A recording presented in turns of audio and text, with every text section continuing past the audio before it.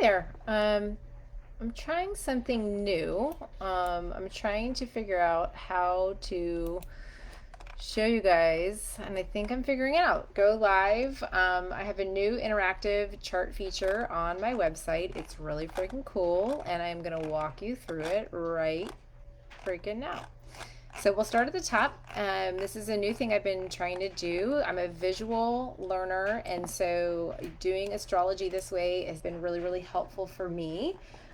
This particular one is the new moon in Sagittarius interactive chart, and when I'm done with this recording, it will actually sit right here where that lady is, and it says Cosmosis. So first, I want to just go over the December timeline for you and the key celestial events. We have the new moon, which is today on the 1st, new moon in Sagittarius. Then we have on the 6th, Mars retrograde begins. On the 7th, we have Venus entering Aquarius and Neptune turning direct. And then we had the first quarter moon on the 8th. On the 15th, we have that full moon in Gemini and Mercury turns direct, which is great. The last several holidays, seasons, we've had Mercury retrograde running all the way up to Christmas Eve and beyond sometimes. So this is great that we're getting a whole 10 days before Christmas to be able to purchase some stuff. Then the solstice, of course, is on the 21st. That's when the sun enters Capricorn. We have a third quarter moon on the 22nd. And on the 30th, we have a second new moon in the month. It's also referred to as a black moon, and that is a new moon in Capricorn. So if you are familiar with astrology, you might know how to read this chart. If you're not, you're like, what is that? It looks like crazy to me. And basically what I'm going to do is teach you how to look at this. Right down here, we have the sun and the moon. They are both at 9 degrees of Sagittarius, which is right here. You have Mercury at 20 degrees Sagittarius. Over here in Capricorn, you have Venus at 23 degrees. You have Pluto in Aquarius right here. Over in Pisces, you've got Saturn and Neptune. Up here in Taurus, you have Uranus. And then in Gemini, you have Jupiter, and Leo is in Mars. Okay, so I love little symbols and color-coded charts. However, that's not enough for me. So I have created this way of looking at the charts through using as something called the Sabian symbols as well, which also gives you some like archetypical kind of information. And so this is a website, a page on my website, by the way. You can go to it and just see the whole thing and interact with it right on my website. And I think there's a link somewhere in this go live. So basically this is an overview right here of the planet placements in this chart. So I just kind of gave you the like walkthrough by looking at the chart, and then this is where I get some pretty pictures in here because it's just hard to read a chart like that, right? So Pluto, as I mentioned, is in Aquarius, and it is at the 1st degree of Aquarius, which is an old Adobe mission in California. This is kind of like the dawning of the age of Aquarius. Kind of a big deal, and we'll get into that in a second. Saturn and Neptune are in Pisces, and that is the symbols for those two planets are a famous sword and a fertile garden. So I have this image of, King Trump having pulled the sword from the stone, and he's got a fertile garden, lots of opportunities in front of him. We also have Jupiter going retrograde in Gemini. Oh no, this did not save. Hold on one second. I need to refresh this page. I wonder if it will let me do that. I just realized I had this and it was supposed to have saved because I saw an error right there. I'm gonna hit. Why isn't it? It looks like it's saved. Do I need to reboot this? Will it make me mad? Okay, yeah, okay. Whew! There it is. I've rebooted it. The correction is there. I had something mistyped before. So here is Jupiter. This is all about the symbol that it's coming from is like basically two Chinese men talking amongst Western civilization. So it's all about having like insider speak, specialized language. Then Uranus is in Taurus, and that is the commons. That is like a nice big park that's open up. Of course, good things happen in parks as well as vandalism and all other kinds of things. that's what public spaces are all about, right? Then we have retrograde Mars in Leo. So this is a time for change. That's what the Sabian symbol's for. And so then you go on to the other planets. So I'm not going to go into detail, but this whole panel right here is just kind of an overview of what you're about to see down below.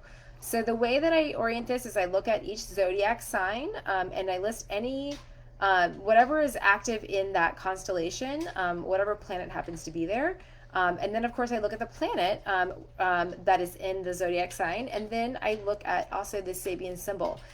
This is a symbol for the exact degree. There's 360 degrees in a zodiac, 30 degrees in a sign, and so there is a symbol, an archetypical symbol for every single degree of the zodiac. And so that is like if the planet is sitting on one of these degrees, it's kind of activating the energy of that Sabian symbol. So the first thing we can look at is what is visiting Aquarius right now, and that is Pluto. Pluto is a very transformative and empowerment sign. It just left Capricorn. And it is now in Aquarius, where it's going to be for till if you look at the dates up here, it just entered on the 19th, and it is going to be here until March of 1943. So that's kind of a big deal, and it was just in Capricorn for a long time. Right now, it is at the symbol of an old Adobe mission in California. It is going to be at this symbol until just before the new year, on 12/29. So it will be like sending vibes from this symbol right here, which is spiritual retreat, natural surroundings, creating civilizations out of natural elements, finding places to work with spirit, sanctuaries and learning houses, centers, dogmatism, pushing one's ideas and beliefs onto others, having all the answers, moving in, taking over, monuments to the past, cults, indoctrinations, chiefs, and Indians. So it may seem like this like utopia kind of thing, but of course, as we know, Adobe missions were actually just colonization. And so that's, one of the things that we're going to be examining. Now, right here, I had this fun little button, and it takes us to another thing that I did, which is all about where we came from. This is the departing energy.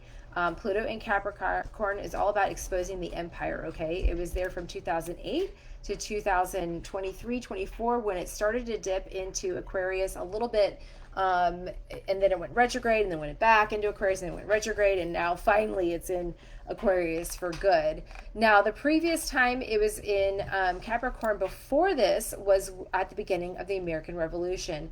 We just had what's called our USA Pluto return, and that is basically when the country was founded. It takes about 242 to 248 years to complete a cycle through the zodiac, so we're just now returning to the founding. Now, what I've done down here is taking Pluto and Capricorn through timeline and headlines. I'm not going to read all of this for you, but it's a really cool feature on the website if you want to take a look at it. This is walking you through when Pluto went into Capricorn, and then some really key events that happened throughout that time. Lots and lots of activism that was going on, all about capitalism, but also some really cool things that happened. Some really good things that went through, like gay marriage, and some other things. So there was just a lot of talking truth to power. We had some really groundbreaking movies that came out.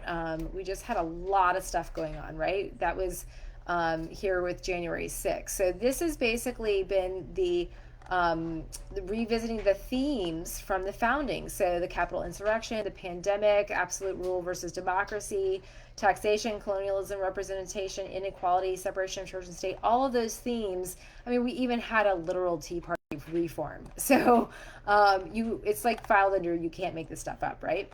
Then we had this emerging energy of Pluto in Aquarius, right? And this is basically a people-powered revolution time. This is the response to that empire reaching its peak. The empire has reached its peak, and now it's going to be, people are going to be rising up, right? So I have some quotes from some different astrologers about what that is about. But one of the things that I want to look at was the last time Pluto was in Aquarius was 1778 to 1798. Of course, that was the American Revolution, also the Industrial Revolution. Uranus itself was discovered. The birth of aviation came in.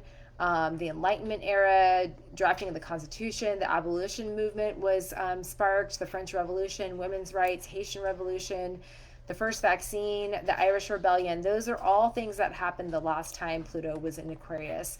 And this is an interesting peak because last year in March, we had, I mentioned it when Pluto dipped into Aquarius, and then it retrograded, and then it back into Capricorn, and then it moved into Aquarius. So it was very interesting. The very first thing that happened when Pluto was in Aquarius was this is when AI gained significant public traction. This is when the, it had been kind of in geeky circles before then, but it really blew up to the public right in March. So that's a huge, Pluto in Aquarius energy. Then it went back into Capricorn, and that's when we saw the Supreme Court granting a presidential immunity. The Barbie movie came out. And then we went back into Aquarius, and that is when we started seeing Trump finally convicted of 34 felonies. Of course, he's not going to get actually thrown in jail for those, but there was also a Trump assassination attempt. That was when Kamala Harris did her surprise run.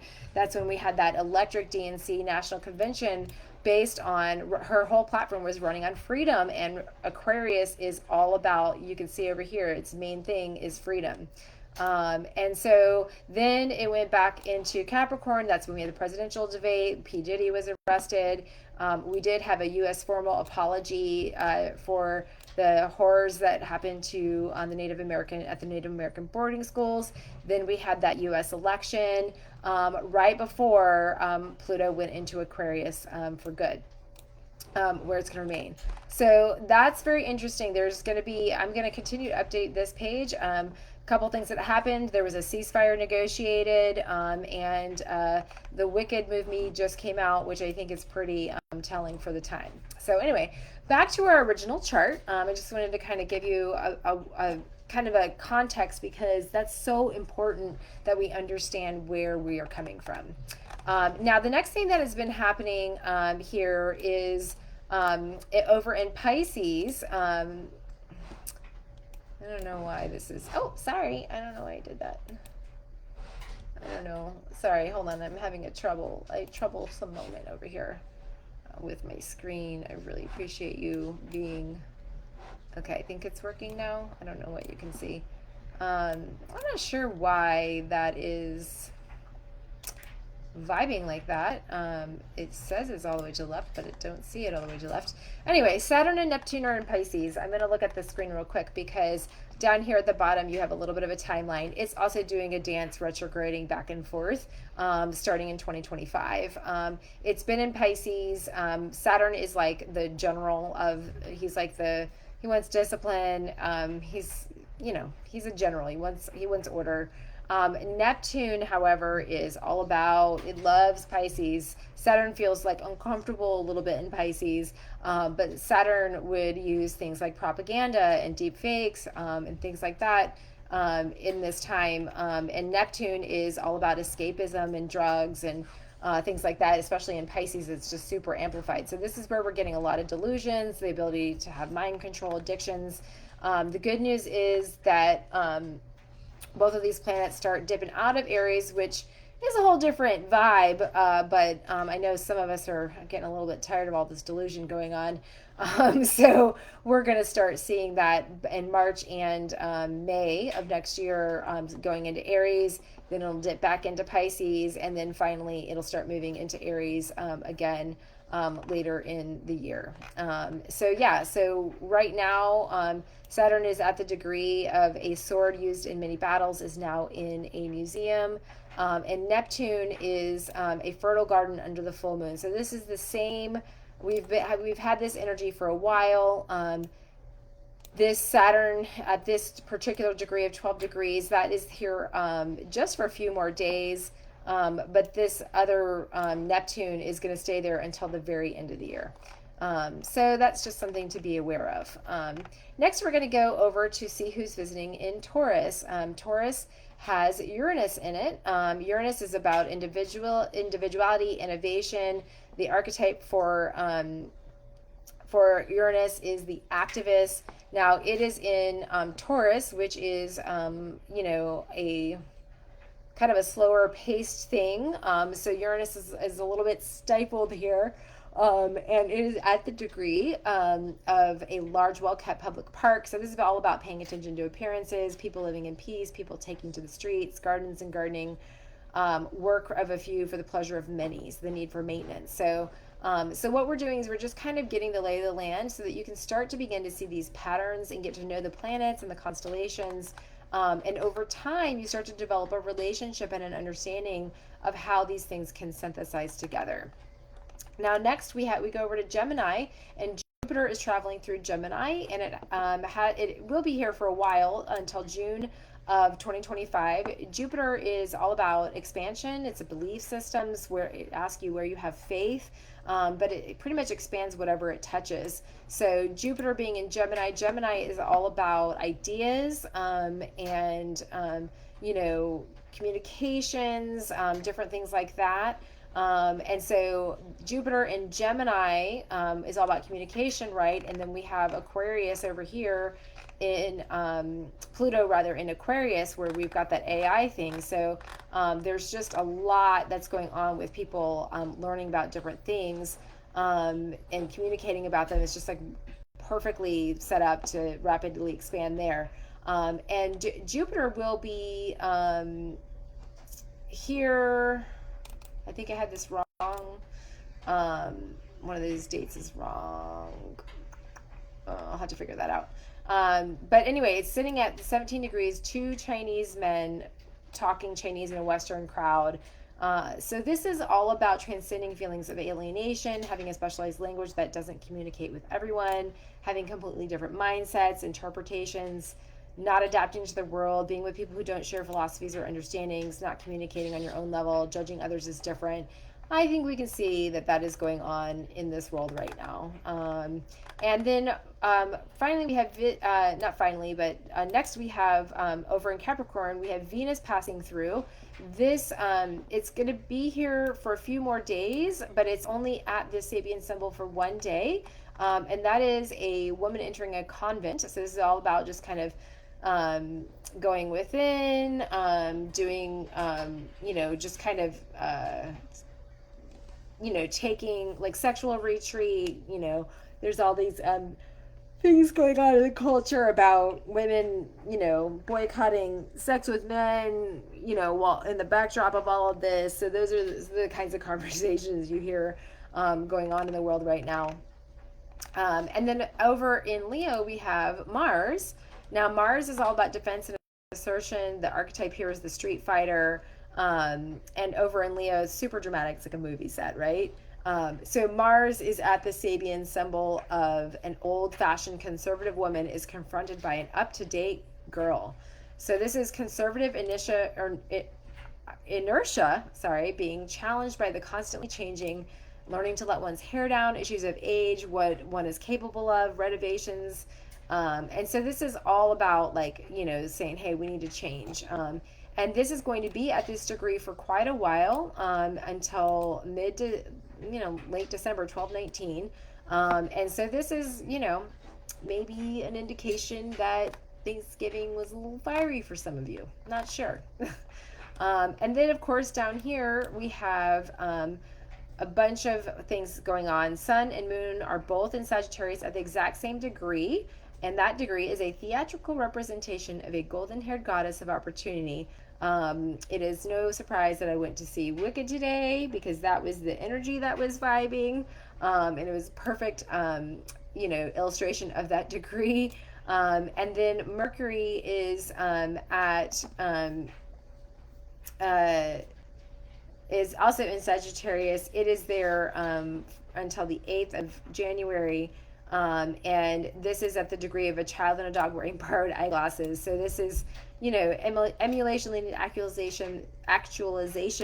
the rewards of make-believe, pets, dogs, trainings, pantomimes, dress-ups, perceptions of each other, glasses, prescriptions, deliberately fooling others with false impressions, the blind leading the blind, not seeing people for who they are.